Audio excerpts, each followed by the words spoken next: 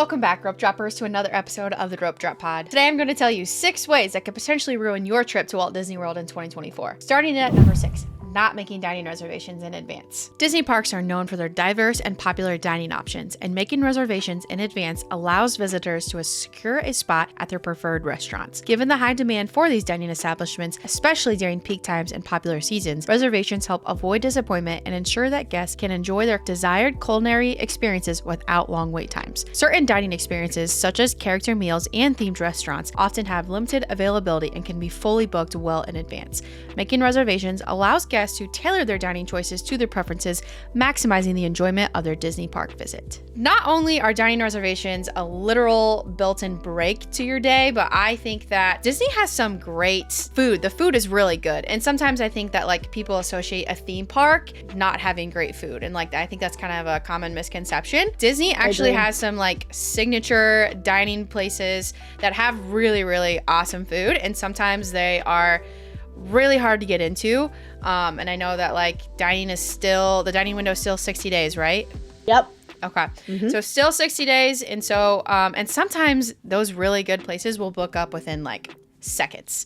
So it is like so important that, especially if you're wanting to get into one of the popular restaurants, or character dining is always super popular, but also the restaurants that are just have like really good food in general, making your dining reservations. Because I think that some people get there and they just, oh yeah, I'm gonna go eat with Mickey for the day, and it's like, no, you're not. Yeah. So that's kind of my opinion about dining reservations. Yeah, I completely agree, because I do hear a lot of people tell me, oh, we're not going to do sit down meals. We're not going to want that. And especially if you're there in the heat of summer, like you're going to be hot. Going into a sit down restaurant is such a nice break from the heat and just a chance to kind of sit and rest your feet, cool off, take a break.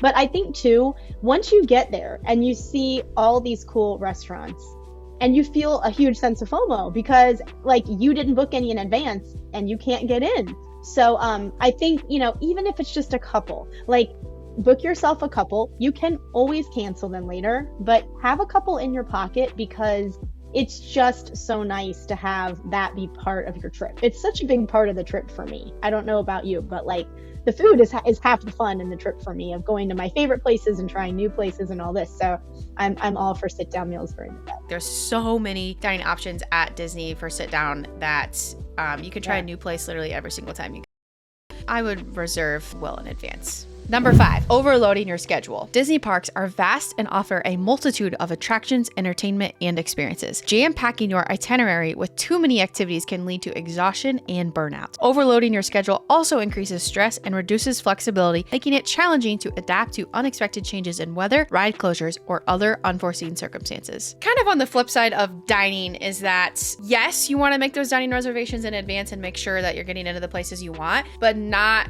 making too many reservations. I've been guilty of this before, but like especially table service, you're going to lose 2, maybe 3 hours out of your day, and that doesn't account for like how many lightning lanes you booked for the day, or virtual queues, or if you plan to see a show or parades and whatnot. And so that just kind of adds up quickly. And if you're constantly doing dining every single day, but also trying to get in everything else, it's just going to be too much. And I just think, especially if it's like your first few times going, or if you haven't been in a while, you're not going to see everything in one day. It's just like even my own personal trips, it takes me multiple times to go to see every single thing that I want to see. So make sure that you're not overloading your schedule, because it can be really overwhelming, and that's not fun. And nobody wants to be overwhelmed and stressed on vacation. And I want to add to that, because I think a lot of times if you are overscheduling yourself, in one way, for somebody like us who is a planner and we want to plan it out, that feels good in advance. But then sometimes you get there and maybe you're at your meal and it's taking a little longer than you thought. Well, now you're late for a lightning lane, or now you're not going to get to this bibbidi bobbidi boutique reservation that you made for your kid months ago. And I think like there can almost be this sense of unnecessary stress, because, you can't really sit and enjoy that nice character meal if it's going to make you miss this and late for that. And now we have to rush over there to get somewhere. And it really can start to eat away at the enjoyment. So I think, but my other part of not overplanning your trip I don't know about you. I see so many people, especially first-time visitors, that are like, we have to stay in these parks with our kids, and we have to get our money's worth, and we have to see everything. And come about, 3:30, 4 in the afternoon, these toddlers are melting down. Like, it's hot. They can't take it anymore. They've been stuffed in these strollers all day.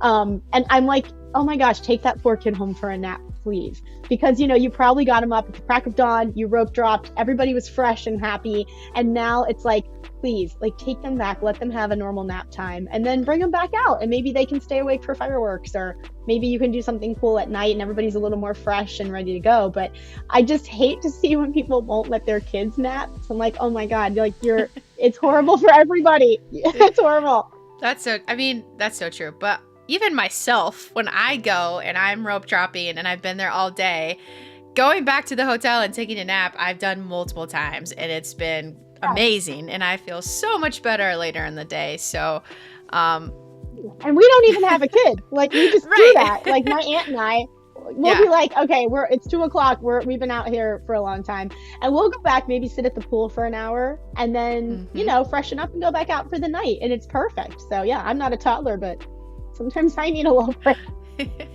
Yes, same. Number 4, not accounting for travel time. The parks are expansive, featuring multiple attractions, themed lands, and entertainment options. Navigating from one area to another can take time, especially during peak hours when crowds are substantial. Planning for travel time allows guests to avoid missing scheduled events or reservations and reduces the stress associated with tight schedules. Disney parks are designated to be enjoyed at a leisurely pace, appreciating the details in immersive environments. So accounting for travel time ensures a more relaxed and enjoyable visit, making the most of the magical experience. So I think this one is kind of something that if you are new to Disney, if you don't go very often, you might not necessarily think about how much, especially Disney transportation, can slow you down. Nobody likes to be stressed on vacation. Disney is a busy place. Whether you're going to the park in the morning, or whether you're going to a reservation for food or for a ride or whatever it is going to take a little while to get from place to place. When I first started going, I did not realize like how long a Disney bus was going to take to get from Pop Century to Magic Kingdom. It takes you a good hour to get into the park, and you don't necessarily realize that. I agree. When I do park plans for my clients, or even if I'm just kind of giving them their general, here's their tips and tricks. My rule of thumb is allow an hour to get anywhere. And really, to get to Disney Springs, it can sometimes take even longer than that. So I always say allow an hour and a half, because you might be taking one of the slow boats that's really relaxing, but it takes a hot minute. But you're right, like, there's traffic, buses break down, drivers have to exchange, for the next person on the shift sometimes.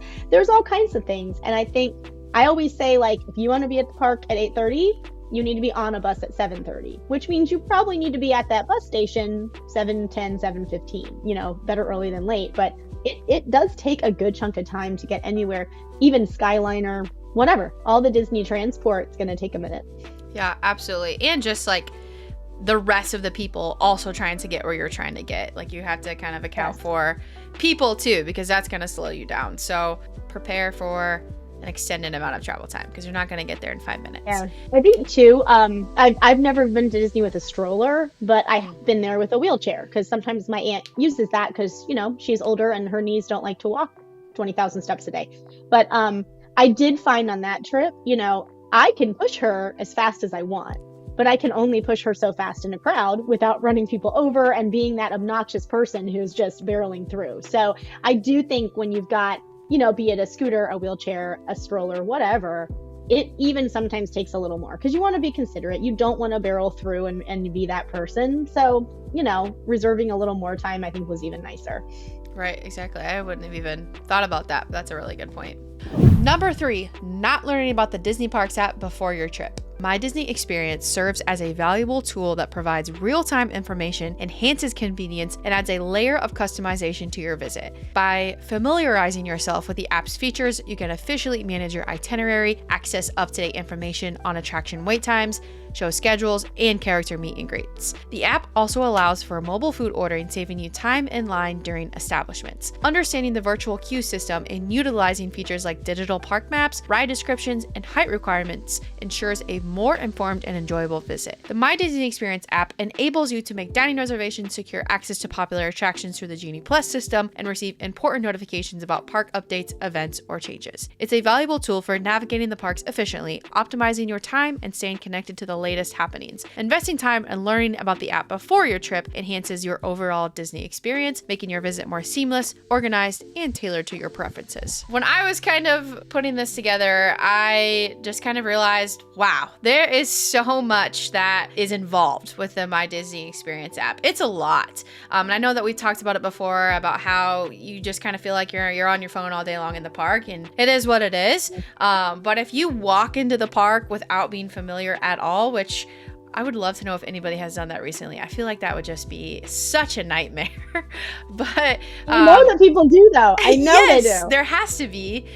You're gonna spend a lot of time on your phone for checking wait times, for lightning lanes, for Genie, for virtual queues, for dining, for like sometimes a ride shuts down and the app notifies you that your Genie changed, and so you get like have to pick something else, and you would only know that through the app. And so if you go to Disney and you're not experienced with this app at all, you're gonna be stressed. It's gonna be a lot. So I always kind of recommend, like, I like to set up everything on my computer, like leak my plans, do my dining stuff on my computer, and then afterwards when that's all set up, I can like mess with the app.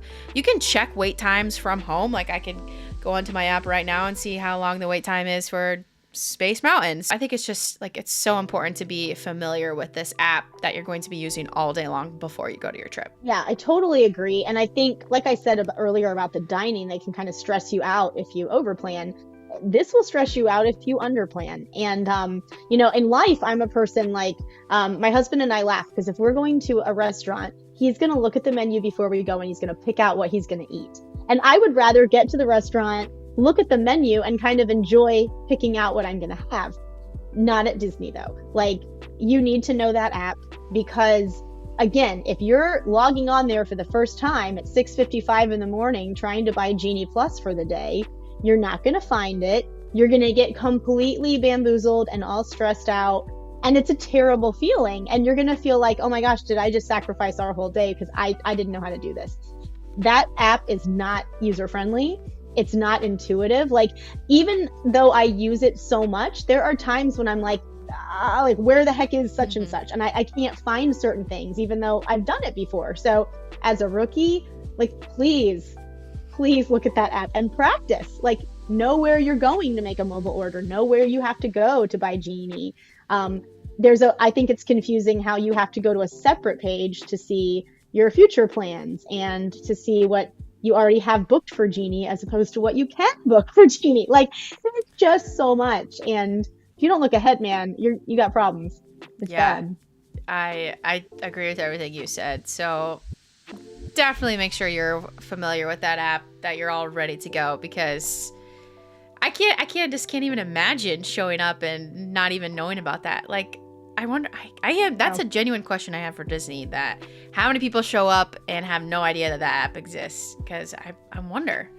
I don't know of anybody. I mean, there has to be some. Like, I really only know of one human in my life who's an older person that doesn't have a smartphone. Mm-hmm. So, I think a lot of people in the older generation, they don't use it as much and are not, like, they use it, but maybe not to the extent that we do for everything. Like, we're banking, we're doing our whole life on that phone, but yeah, I think there are people that show up. But I think, like, you'll hear people come home from Disney and be like, we just don't get it, it wasn't fun, we don't understand. And I'm like, okay, all that says to me is that nobody helped prepare you and you didn't prepare yourself and take a little ownership of your vacation. But I mean, honestly, I think if you go in prepared, it baffles me that somebody could come out and say, I didn't like it.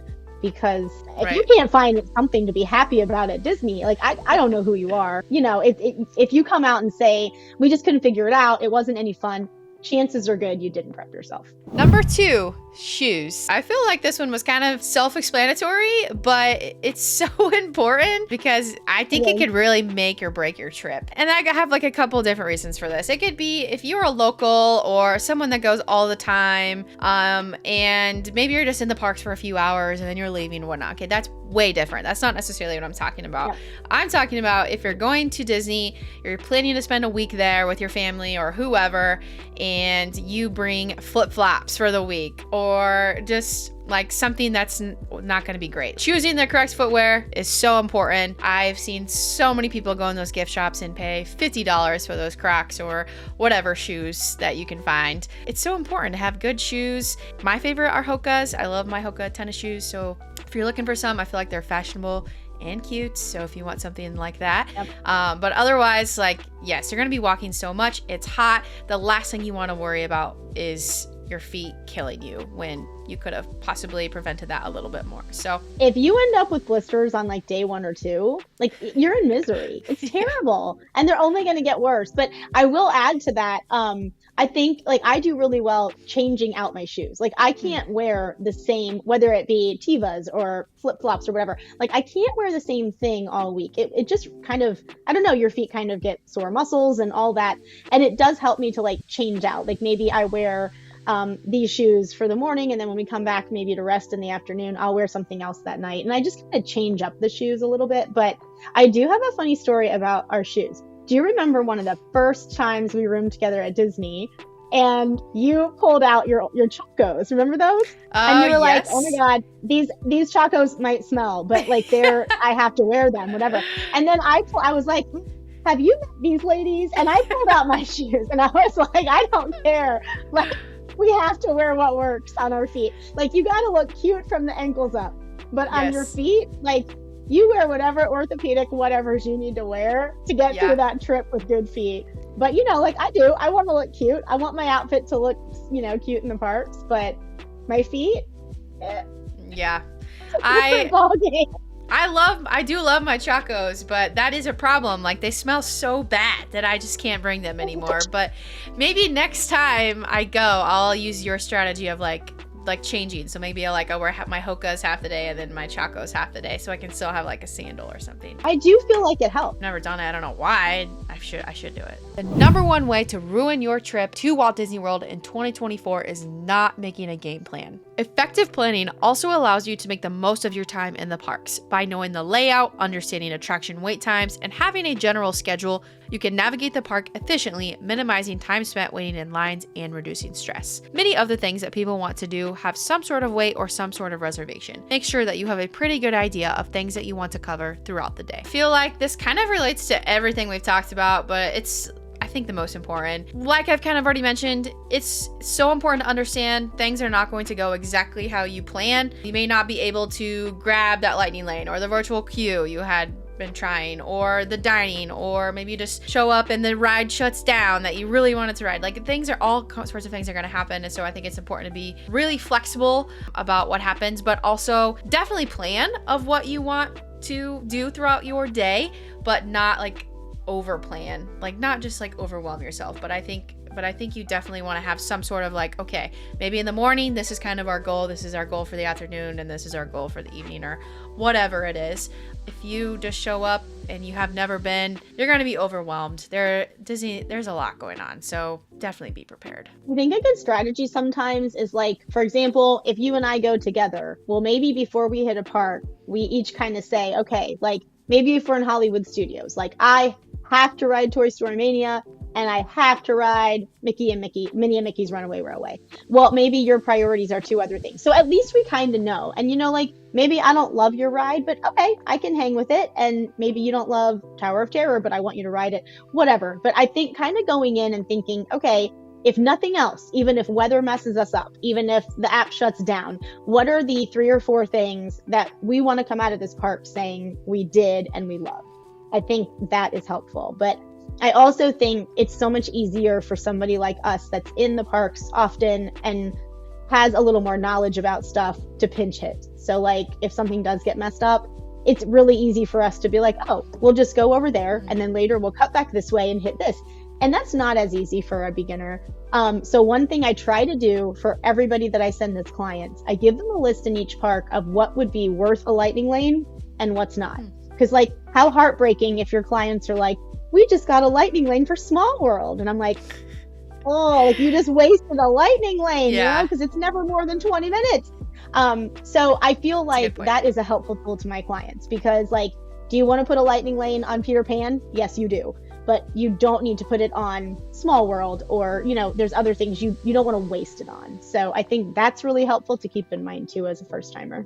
That's a great point. Having a loose schedule of kind of like some definitely things that you want to do. You know, it's so hard. What you just said is almost like an oxymoron, like plan, but not too much. It's so hard. But I think if you go in, it's hard. It is. But I think if you go in knowing at some point in that trip, be it because of a rainstorm or a power outage or whatever, something's going to go wrong. And that's where you can power through, you know, make other decisions and just go with it. Like maybe you're soaked and maybe you just have to go with it. Maybe you didn't get that ride you wanted and maybe you might just have to go with it. But, you know, you have to be flexible within those plans you made, which is, I think, a hard thing. Definitely. So much easier said than done.